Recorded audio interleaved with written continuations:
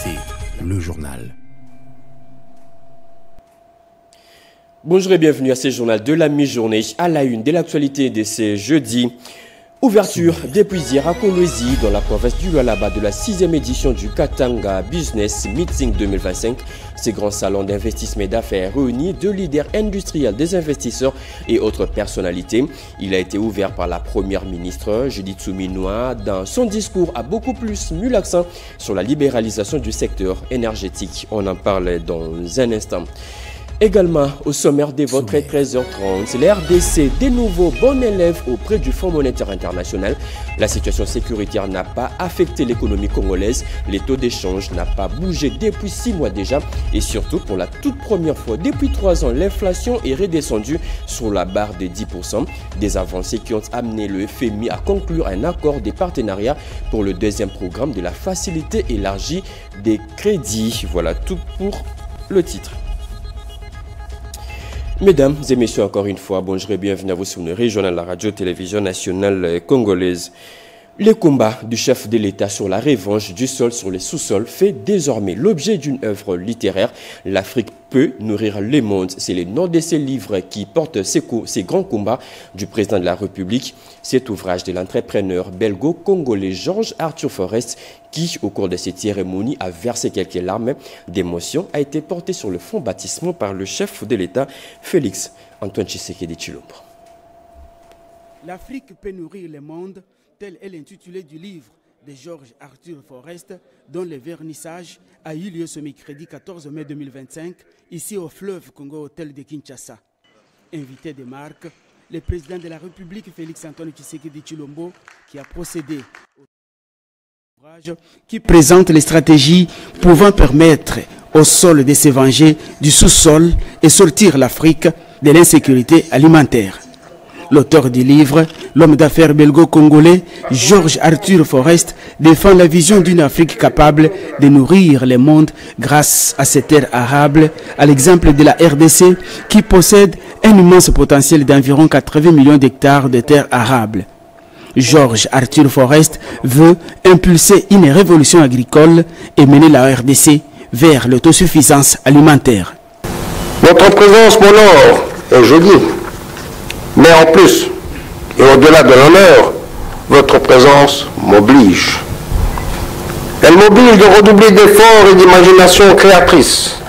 Elle m'oblige à m'investir davantage et à pousser encore plus loin pour que le titre de mon ouvrage résonne de tout son sens.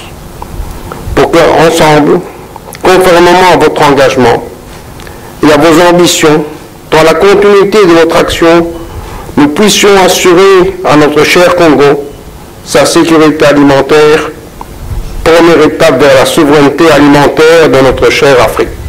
Portant l'ouvrage sur les fonds baptismaux, le chef de l'État a félicité l'entrepreneur Georges Forest qui a pris à bras le corps son combat de la revanche du sol sur les sous-sols.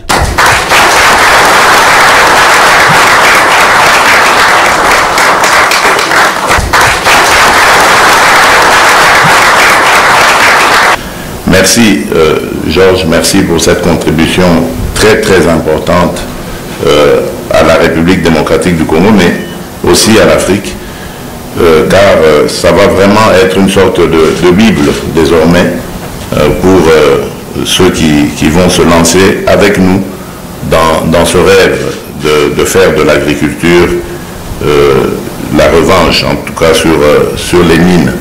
Les mines qui nous ont causé beaucoup de problèmes d'agriculture qui nous permettraient évidemment de sortir de ce cauchemar et de transformer évidemment les attentes de notre peuple en bonheur. Cet ouvrage littéraire a reçu la bénédiction et le soutien du chef de l'État qui tient résolument à la transformation du secteur agricole. Tout s'est clôturé par une séance de photos des familles.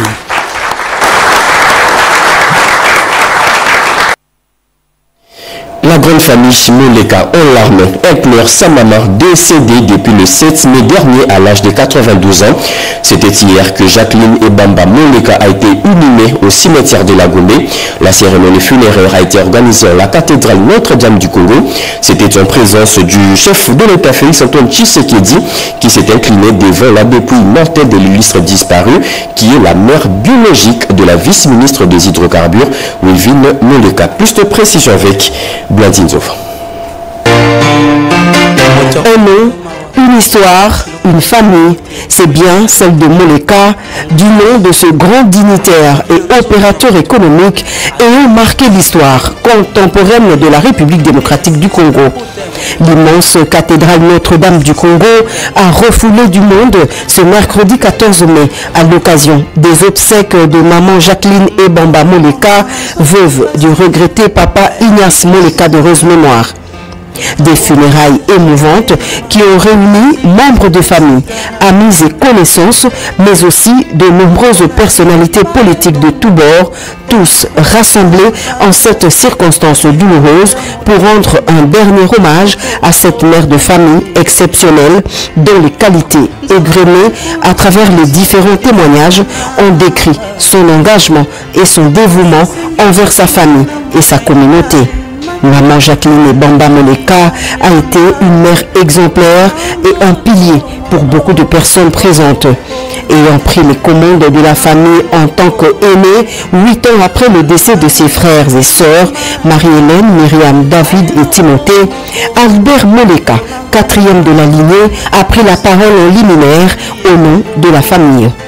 Dans son nom, il a salué la présence du président de la République Félix Antoine Tshisekedi Tshilombo en cette cérémonie funéraire. Maman Jacqueline vous regarde, elle est fière de vous et se dit honorée par la présence de son fils que vous êtes, a-t-il déclaré. Dans son homélie, l'officiant du jour, Monseigneur Carlos Ndanga, vicaire général de l'archidiocèse de Kinshasa, prédicateur choisi pour cette célébration eucharistique, a mis en relief les qualités humaines de la défunte qui fut une femme vertueuse. Ce requiem, en pleine période pascale, est très significatif. Avec Pâques, nous reconnaissons la victoire de la vie sur la mort. Nous proclamons la résurrection avec Jésus-Christ de l'âme de maman Jacqueline Ebamba Moleka, a dit le prêtre.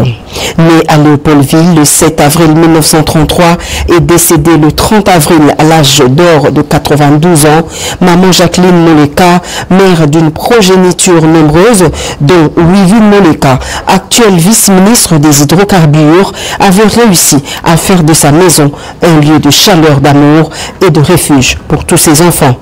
Un autre temps fort de cette célébration eucharistique fut le dépôt de la couronne de fleurs par le président de la République Félix Antoine Tshisekedi Tshilombo, suivi de son recueillement devant la dépouille mortelle et sa douleur partagée avec les membres de la famille éplorée. L'unité, la cohésion, l'amour et le partage, autant de vertus ayant caractérisé les 92 précieuses années de vie sur terre de maman Jacqueline. Dimanche dernier, le président de la République avait effectué une visite de compassion à la résidence familiale à Montfleury, histoire de consoler la grande famille Moleka pendant cette dure épreuve. Un temps fort de communion et de réconfort qui n'a pas laissé indifférents les membres de famille présents au lieu du deuil.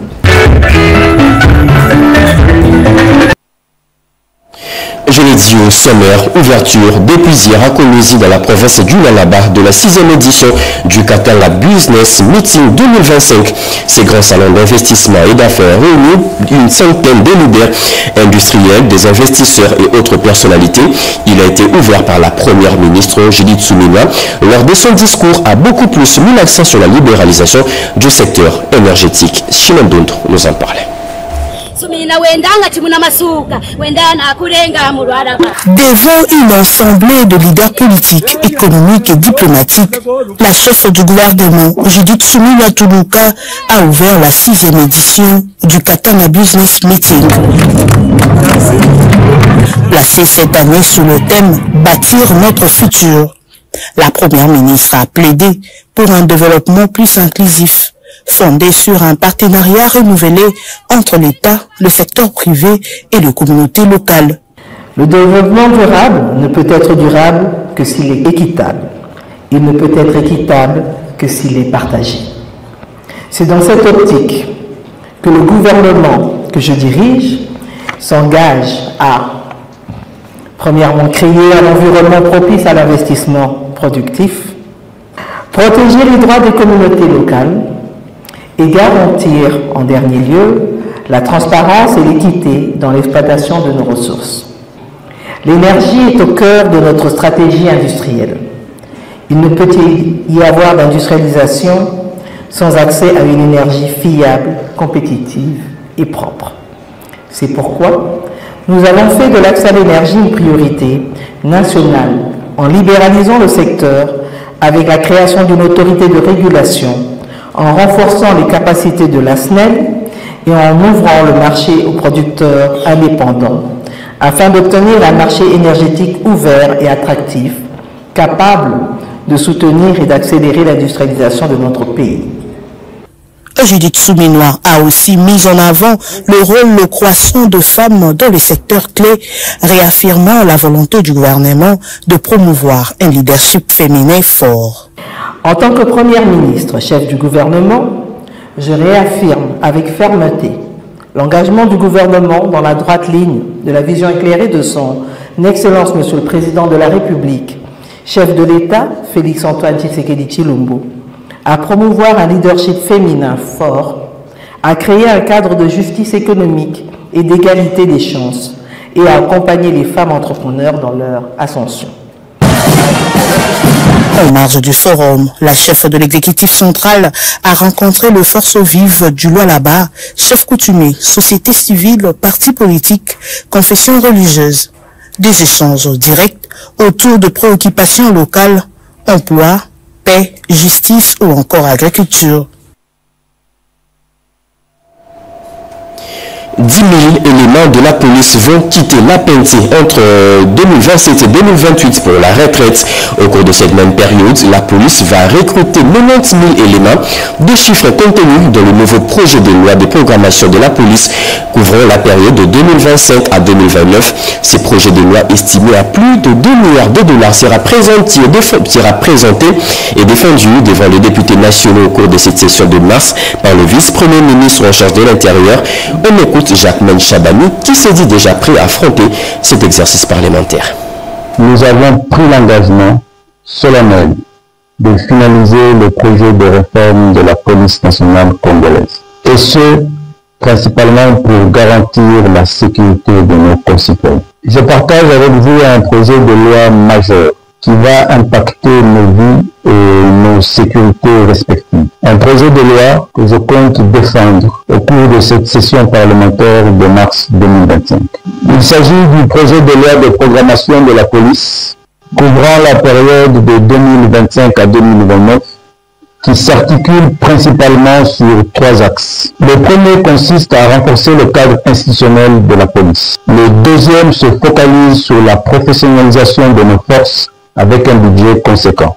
Le troisième axe et dernier se focalise sur l'amélioration de la redevabilité de la police pour l'engager dans un dialogue constructif avec la population. Pour concrétiser ces ambitions, le gouvernement de la République s'engage à investir un budget de 2,3 milliards de dollars sur les 5 prochaines années.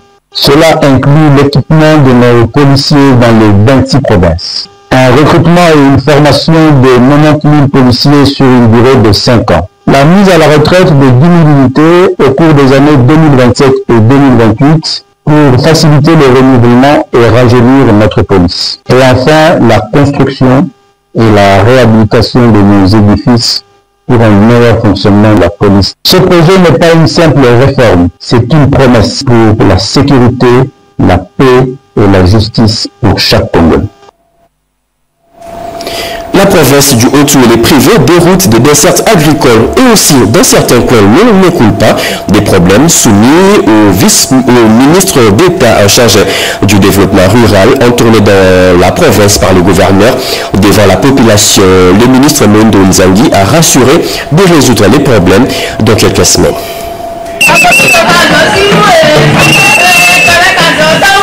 C'est à l'esplanade de Dibéry du territoire de Ouattara que les différentes couches socio-professionnelles du chef-lieu de cette entité déconcentrée se sont mobilisées à la rencontre du gouverneur Jean Bakomi Togambo et de son oncle, le ministre d'État en charge du développement rural, Moïndo Nzangi Botondo, le mardi 13 mai 2025. Occasion pour l'administrateur du territoire, Dieudonné Magaïmissa, de se dire réjoui de recevoir dans un bref espace de temps le 4e membre du gouvernement central dans sa juridiction. Lors de son adresse, le gouverneur Jean Bakomi Togambo salue l'implication du ministre d'État pour le désenclavement de la contrée par l'ouverture de 2 routes de dessert agricole. Ministre d'État, honorable Moïndo Nzangi, Tolobelaki, Naba député nationaux, Awa, population, Alingi Moussala, mais Zela ya dessert agricole les alagalisous sous terre. Maï, Mamie Riro, Ezate, Toussaini Mozamboka, merci. Nandenge azokontinda tango nyonso baministre na ye baya awa na kati ya utuele. Moïndo Nzangi, quant à lui, explique la population que l'amélioration des conditions de vie en milieu rural constitue son cheval de bataille. Le programme d'ambition à Ponder est dans 5 volets. Volet à Liboso est dans la route des desserts agricoles autostabilisés. Deuxième projet en main, to identifier par entité, on est dans plus de 15 000 habitants dans toute la République démocratique du Congo. Troisième projet, il y a des maraîchers. Donc appuyer maintenant dans le secteur de la horticulture pour que la vie n'a plus de matériel à gagner. Quatrième projet, ils ont consommé appui aux agriculteurs. Il y a un lobby qui a contacté Germain Pépinière et vraiment gouverner la ville. Les 2 orateurs n'ont pas hésité de revenir sur la nécessité de la relance des cultures pérennes de café, palmier à huile et de cacao. Quelques instants de communion entre la population, le gouverneur Bakomito et le ministre d'État Moïndo Nzangi ont immortalisé la journée. L'RDC, de nouveau bon élève auprès du Fonds monétaire international. La situation sécuritaire n'a pas affecté l'économie congolaise. Le taux d'échange n'a pas bougé depuis 6 mois déjà. Et surtout pour la toute première fois depuis 3 ans, l'inflation est redescendue sous la barre des 10%.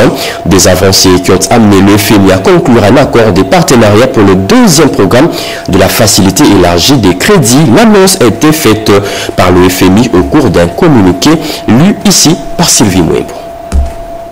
L'équipe du Fonds monétaire international est parvenue à un accord au niveau des services avec la République démocratique du Congo sur la première revue au titre de la facilité élargie des crédits dans un communiqué publié le 13 mai 2025 à Washington, aux États-Unis d'Amérique.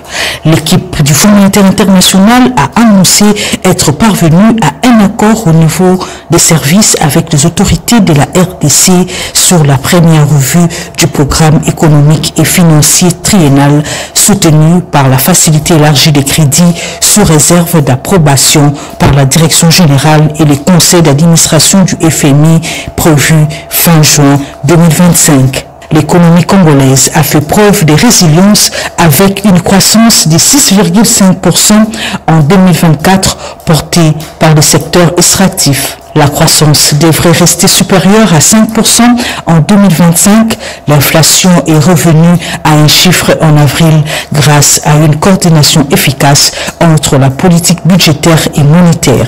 Selon le Fonds monétaire international, la stabilité du taux de change qui en a résulté depuis mai 2024, conjuguée au resserrement approprié de la politique monétaire, ont contribué à atténuer les tensions inflationnistes. L'inflation en glissement annuel est revenue à un chiffre en avril 2025 pour la première fois depuis 2022. En abandon total, le centre régional de formation navigation intérieure sera bientôt relancé, vœu exprimé par le ministre de la formation professionnelle Marco Ekila, qui a visité les installations de ces centres qui autrefois formaient les jeunes navigants. Regardez. Il était question au cours de cette visite de voir comment asseoir un mécanisme de collaboration qui puisse permettre la formation en masse de jeunes Congolais au métier de la navigation, un secteur pourtant noble, mais parfois négligé par plus d'un. alors que ceci est la voie idéale, non seulement pour aider les jeunes à l'employabilité dans ces secteurs, mais aussi aider le pays à avoir un personnel navigant jeune et bien formé pour remédier au problème de la défaillance à la base de nombreux accidents. La formation professionnelle est là pour apporter des solutions, de monter l'importance du centre pour former au regard, notamment pour trouver les réponses en ce qui concerne maintenant tous les naufrages dans notre pays. C'est tout simplement le personnel n'est pas formé. Et aussi passer les accords de collaboration avec SICOF et notre pays qui est un pays siège doit vraiment bénéficier de cet instrument. Dans une séance d'échange avec à la tête de la partie SICOS, le docteur Marie-Thérèse Itongo, son directeur général, les deux délégations ont évoqué plusieurs questions de fond pour permettre de parvenir aux objectifs poursuivis. Le cas de la question de certification de diplôme après formation et de besoin de financement côté gouvernement et même la disponibilité de bourses d'études au profit de jeunes car l'école est payante, même si le gouvernement apporte aussi sa part pour combler les écarts sur le coût annuel d'études. À l'occasion de cette séance d'échange, le ministre de la formation professionnelle, Maître Ikila, a eu droit à une visite guidée de l'ensemble du centre, du bureau de directeur pédagogique aux salles de classe cafétéria, salles de formation pratique ou encore de salles de formation en mécanique générale. Je suis satisfaite de nos échanges et je pense qu'une collaboration va s'établir entre le ministère de la formation professionnelle et la SICOS. Et je suis certaine que nous aurons des résultats probants d'ici là. Maître Marc Ikila a découvert un centre de formation capable de répondre aux besoins d'offrir à la République un personnel navigant bien formé. École de navigation de l'entreprise ONATRA, Office national de transport, qui a assuré depuis sa création la formation de son personnel navigant affecté à l'exploitation de ses unités navales sillonnant le fleuve Congo et ses affluents. C'est en 2007 que cette école est passée de l'école de navigation de l'ONATRA à l'école régionale de formation de navigation intérieure dont la gestion a été confiée à la Commission internationale du bassin Congo-Ouganda, Sanga, SICOS. Bientôt, le retour à la maison des œuvres d'art, des archives coloniales et le reste humain de la RDC, encore détenus par la Belgique. Kinshasa demande à Bruxelles la restitution de tous ces patrimoines culturels qui traînent encore en Belgique. La ministre congolaise de la Culture, Yolande Elebe, l'a dit à la députée belge Lydia Moutebele. C'est un reportage de Fanny Malonga, rendu par Odepanda. Les échanges entre la ministre de la Culture, Art et Patrimoine, Yolande Elebe Mandembo, et la députée fédérale belge, Lydia Moutebele, ont porté notamment sur le processus de rapatriement des œuvres d'art, des restes humains et des archives coloniales, un enjeu de justice historique et de mémoire collective pour la RDC. La question du développement de centres culturels congolais à l'étranger était également au cœur de ces échanges, avec l'ambition de renforcer les dispositifs d'accueil, de création et de mobilité des artistes congolais en Belgique et vice-versa. Les deux parties ont évoqué la promotion des résidences artistiques, de coproduction et des échanges artistiques réciproques. Je félicite la perspicacité de la ministre qui veut que les choses soient faites correctement pour que le peuple congolais récupère son patrimoine culturel. Et je suis vraiment heureuse de pouvoir m'entretenir avec la ministre sur ce sujet, ainsi que sur la coopération culturelle entre le Congo et la Belgique. Les négociations politiques qui doivent encore être faites. Je compte sur la volonté des deux États pour que ces œuvres puissent être rapatriées le plus possible. Ce dialogue s'inscrit dans une dynamique de coopération culturelle et de valorisation du patrimoine congolais, tout en considérant les liens artistiques et institutionnels entre la RDC et la Belgique. L'université de Lubumbashi pleure encore l'écrivain philosophe, le professeur Yves Valentin Moudimbe, décédé depuis le 21 avril dernier. Une séance académique qui vient d'être organisée en hommage de l'illustre disparu. L'université vient d'instaurer aussi un nouveau prix, le prix Moudimbe, en hommage de ces grands écrivains pour primer les meilleures contributions scientifiques. Iverson Kabouaba. Après la messe d'action des grâces dite en la paroisse Saint-Paul et officiée par l'abbé Jean-Hilaire Ilunga, l'hommage académique a vécu dans la salle Chibangu. D'entrée, le professeur Gilbert Kishiba Fitula, recteur de l'université de Lubumbashi, a salué la mémoire de Valentin Yves Mundimbe tout en compatissant avec les membres de sa famille. L'autodétermination dont parle le professeur Mundimbe en insistant sur notre identité culturelle, scientifique, en nous appropriant des termes endogènes, idoines aux pressions, aux tensions, de développer l'humanité en prenant ce qu'il a de meilleur pour nous l'approprier sans pourfendre justement notre culture. Le recteur a également appelé la communauté à s'approprier la rigueur intellectuelle de l'illustre savant. Pour ce faire, le prix Mundimbe sera mis en jeu pour primer les meilleures contributions scientifiques. Tour à tour, chercheurs inscrits dans la filiation de Valentin Yves Mundimbe, collègues et membres de la famille ont pris la parole pour évoquer un hommage discret, exigeant mais profondément humain.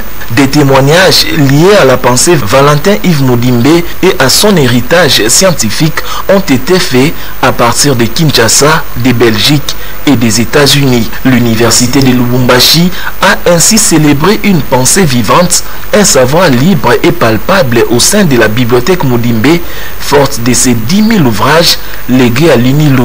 Né à Likasi le 8 décembre 1941, Mundimbe repose aussi à travers ses œuvres. Quelques invités ont couché des mots dans le livret d'or. Les autorités politico-administratives, diplomatiques, académiques et étudiants ont pris part à cet hommage.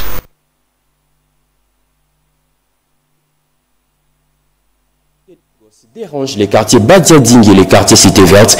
Ces quartiers résidentiels de la commune de Selembaou sont toujours envahis. Une situation qui dérange les habitants. Ils l'ont fait savoir au bourgmestre et à un député provincial du coin au cours d'un échange, comme nous dit Rodé Panda.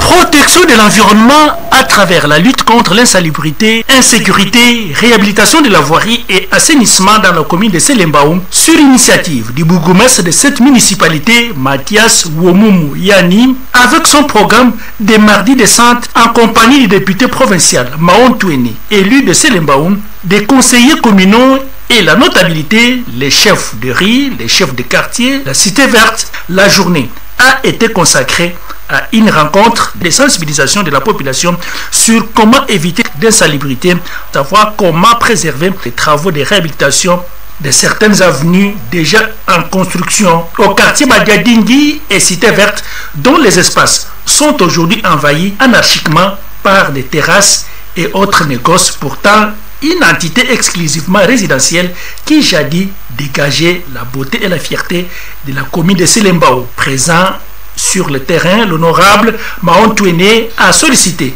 l'implication de tous. Avant l'élection, c'était le quartier résidentiel. Et aujourd'hui, c'est devenu le quartier commercial. Et nous voulons par cette voie que les commerçants qui font des activités à ce niveau puissent prendre toutes leurs dispositions en rapport avec la salubrité. Le bourgmestre de Selembaou, Mathias Womumu, est réconforté du soutien de leurs représentants à l'Assemblée provinciale de Kinshasa, avant d'exhorter ses administrés au bon comportement dans le respect des instructions. Nous parlons trois choses dans notre descente: la sécurité, l'environnement et l'assainissement. La sécurité, nous déplorons la population de bien collaborer avec les services, le quartier, le chef de rue. On les a exhortés à la bonne collaboration avec la population. On les a exhortés à pouvoir bien protéger notre environnement. C'est prendre en charge pour mener une vie de qualité. La population de Selembaou l'a intériorisé. Elle promet d'emboîter les pas. C'était en 1925, 100 ans déjà, depuis que la mission catholique des Sakani a débuté dans la province du Haut-Katanga. Les fidèles de différentes paroisses étaient autour de leur gouverneur pour célébrer avec faste ses centenaires.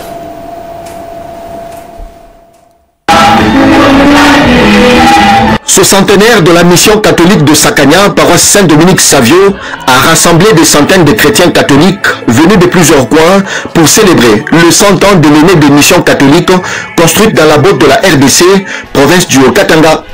Plusieurs personnalités politico-administratives, dont le gouverneur Jacques Kabila Katé, le rapporteur de l'Assemblée provinciale, représentant le président du bureau, les membres du gouvernement provincial et quelques notabilités de Sakania ont pris part à cette messe d'action de grâce. Ce centenaire était aussi une occasion pour l'évêque du diocèse de Sakania-Kipushi, Monseigneur Gaston Rouvesi, officiant du jour, de faire le point sur les chemins parcourus et de se redonner un nouvel élan dans la proclamation de l'évangile pour le prochain centenaire. Il a lors de son homélie tiré de l'évangile selon Saint Jean chapitre 10, versets 27 à 30, témoigner la grande reconnaissance pour les pionniers de l'évangélisation dans ces diocèses et de l'accompagnement dont ils ont bénéficié pour accomplir l'œuvre du Seigneur. L'autre moment fort de cette célébration eucharistique était l'ordination du père Jean-Victoire Ngamulangosa, un fils de Sakania.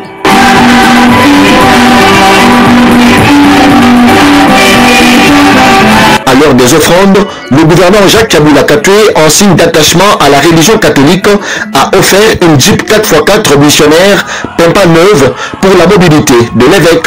Un geste de cœur frénétiquement applaudi par les fidèles catholiques présents à cette célébration eucharistique.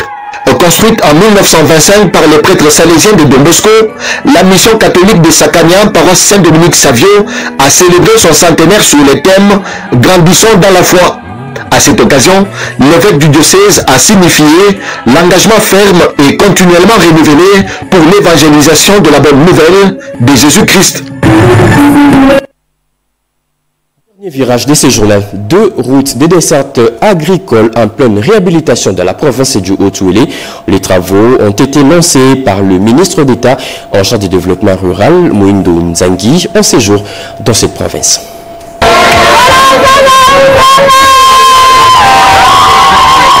Ce sont deux localités situées au groupement Tabou, chef-lieu le Gogambi, en territoire de Faragé, province du Haut-Touélé à plus de 380 km d'Issero, reçoit pour la toute première fois de son histoire de hautes personnalités, le mercredi 14 mai 2025. Il s'agit du gouverneur Jean Bakoumito Gambou et du ministre d'État en charge du développement rural, Moïndo Zangi Butondo. C'est dans une ambiance de liesse populaire et après le rituel des chefs coutumiers que le ministre d'État coupe le ruban symbolique et lance les travaux de réhabilitation de la route de dessert agricole Sessengeki Tambalajus Nzinzi, à la limite avec l'Ituri voisin, pour un parcours d'environ 190 km. Nous ne sommes pas à Kinshasa, nous sommes à Sesseng. Ça veut dire que le président s'intéresse au monde rural, le vrai rural, mais avec une symbolique importante, puisqu'ici c'est une route de dessert agricole, mais qui a un intérêt provincial réel qui va devoir relier de grandes parties de la province de Haut-Touélé. Jean Bakoumito Gambou, dont le plaidoyer a payé, s'est dit très comblé. Le président de la République nous avait fait des promesses, il est en train de les réaliser. Nous lui disons merci. Ce n'est qu'un début. Merci beaucoup à la population de Sesseng, territoire de Faradje, qui nous a bien accueillis et qui continue de soutenir les chefs de l'État. Le président de l'Assemblée provinciale, honorable Justin Zamba, et sa majesté Jean Obote Sirika, quant à eux, n'ont eu de mots que pour dire merci. La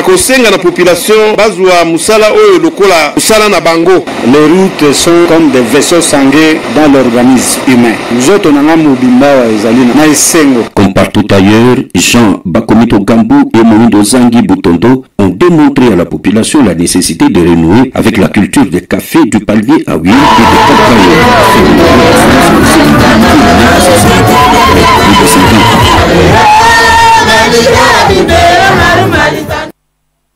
C'est fini pour ce journal de la mi-journée. Mesdames et messieurs, ce journal a été coordonné par Jacques Kabouaba, réalisé par Nasha Kumpava, André Njeka. La partie technique a été assurée par Rebecca Kikouma Lenzengele Bassosa.